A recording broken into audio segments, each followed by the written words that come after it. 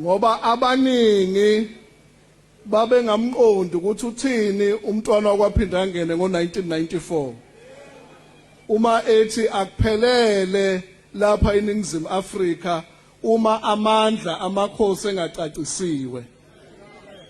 Wayilwela lokhu kumntwana singavele kusukuma umuntu ekseni ayibize ngenkosi.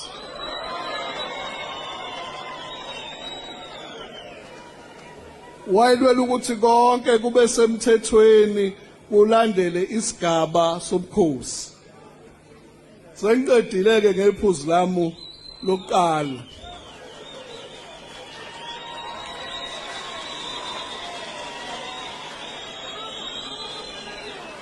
Sengiza-ke manje ephuzwini lesibili ngoba acelile amaphoyisa ukuthi umhlangano wethu usheshe uhlukane kusakhanya. Iphuzu lesibili lalelani-ke bakhwanazi.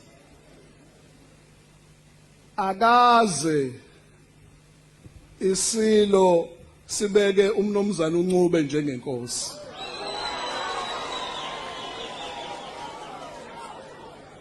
Ngomhla ka-31 October ngangikhona mina emhlanganweni eMashobeni. Asikazi ungaya kuwo wonke amavidiyo ongawathanda. Asikaze isilo simbeke umnomzana uNcube njengenkosi.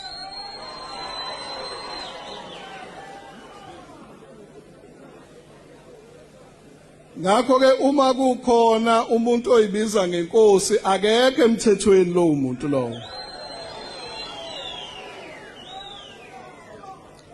Ngakho-ke ngiyafisa siqonde lokhu bakhwanazi ngoba abakhwanazi abasegcekeni eNdlunkulu.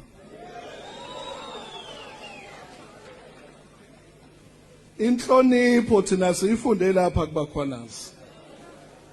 Abakhwanazi bayisibuko sokuthi isigaba sobukhosi sihlonishwa kangakanani. Ngakho-ke akaze nangelodwa ilanga isilo sibe nongabazana uthi lelizwe leli labakhwanazi. Asikazi isilo simemezele inkosi phezulu